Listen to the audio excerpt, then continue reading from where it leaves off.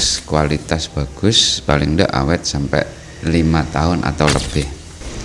Nah, saya berpikir lagi, bahan apa yang kiranya untuk outdoor kuat, tahan lama, dan harganya pun ekonomis, prosesnya cepat.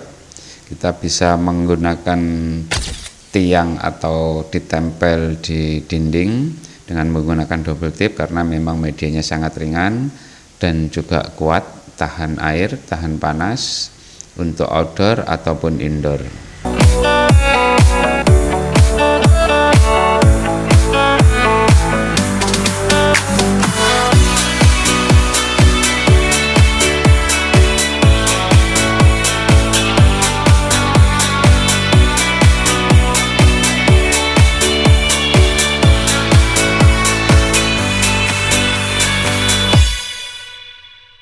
Assalamualaikum warahmatullahi wabarakatuh. Berjumpa kembali di Sultan Channel. Nah, kali ini teman-teman kita akan proses sebuah papan petunjuk arah, yaitu dengan menggunakan bahan sangat murah, bagus, kualitas terbaik, sangat ringan dan tahan lama, bisa untuk outdoor bahkan untuk indoor, akan lebih awet. Oke teman-teman, kali ini kita akan proses bahan PVC, yaitu menggunakan bahan PVC board ketebalan 5 mili untuk papan petunjuk arah. Ini sangat mudah, ringan, dan pengerjaannya sangat simpel. Kemudian kualitas bahannya awet, bisa untuk indoor dan outdoor. Ini bahan PVC board ini sangat murah ya harganya ya, dibanding dengan bahan akrilik atau ACP lainnya, karena berfungsi untuk sebagai papan petunjuk arah sebuah tempat wisata yang fenomenal di Banyuwangi. Kali ini saya akan proses step by step dari awal proses. Setelah fix ACC desain, saya menggunakan bahan PVC dan stiker cutting vinil. Oke, kita ikuti prosesnya. Yang pertama, kita sudah menentukan desain ya untuk sebuah papan pelakat, yaitu sebuah tempat wisata yang ada di Banyuwangi teman-teman. Ini masing-masing file ukurannya 40 x 30 cm. Ada beberapa papan petunjuk arah, termasuk untuk ngecamp mulai dari blok A, B, C, D, yaitu batas parkir, dan jalur evakuasi teman-teman. Ini saya menggunakan bahan PVC board ya. Jadi langkah awal setelah proses desain, baru kita menentukan untuk proses blok warna. Jadi bahan PVC itu akan saya blok dengan bahan stiker vinil dengan metode cutting teman-teman, nanti supaya prosesnya awet.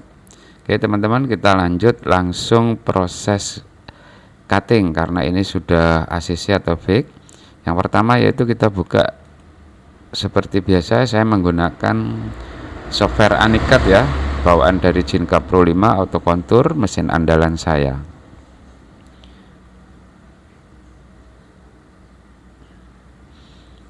Setelah program Anikat, lanjut kita new folder ya, atau kita membuka papan lembaran baru, kita import file yang sudah kita ekspor ke format JPEG.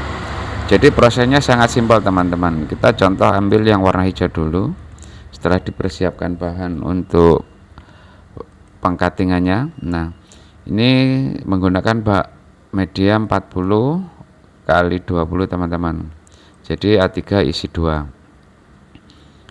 Oke, lanjut kita proses yang pertama, yaitu kita bikin kontur untuk pola garis cuttingnya. Yang pertama apel yang warna merah ini, atau apel yang pertama pada ikon program Anikat. Lanjut kita proses kontur, kita tray ya. Software akan membaca pola garis dan kita menentukan mana yang kita cutting. Oke, karena ini model complong teman-teman ya, jadi checklist yang di sini tidak usah dihilangkan karena untuk proses pengcuttingan. Jadi warna hijau ini dari bahan stiker vinil. Lanjut warna yang putih ini dari media PVC. Setelah dirasa oke, kita seleksi dulu, kita cek, baru kita apply teman-teman. Setelah kita apply baru kita accept. Nah, prosesnya cuma gini aja. Lanjut kita ke menu bar yang ada ikon gambar jarum ya, jarum cinta atau jarum cutting. Kita klik, kita sudah mendapatkan pola garis kontur pada mesin ini. Lanjut kita cut. Sebelum kita cut biasanya kita tes area dulu supaya nanti pada proses pengcuttingan bahan tidak keluar dari jalur jarumnya teman-teman. Setelah itu lanjut next, kita cut teman-teman ya.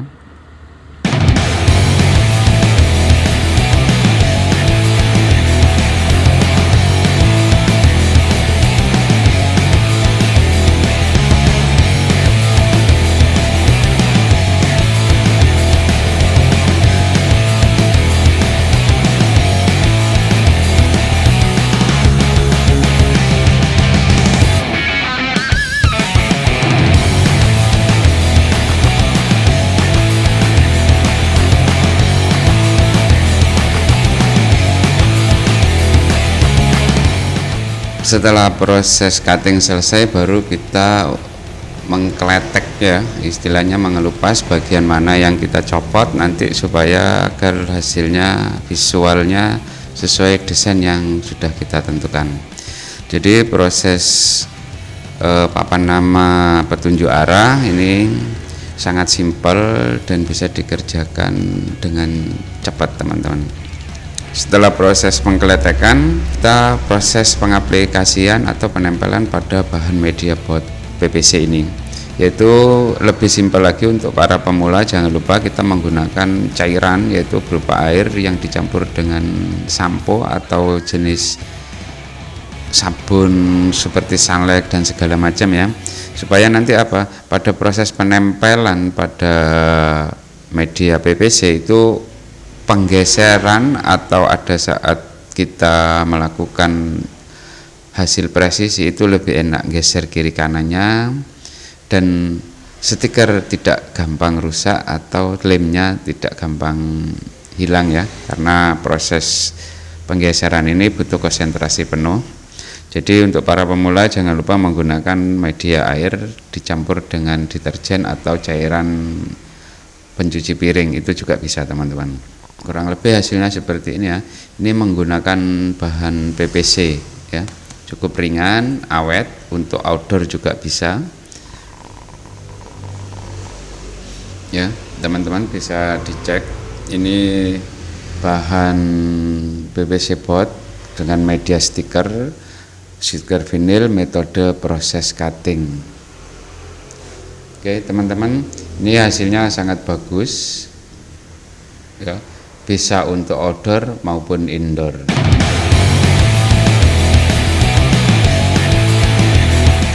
Untuk bahan PVC sendiri teman-teman bisa menentukan ketebalannya, yaitu mulai dari 2 mili, 3 mili, 5 mili, bahkan ada yang sampai 10 mili teman-teman. Jadi tergantung fungsional ataupun permintaan dari customer, request yang ketebalannya berapa mili.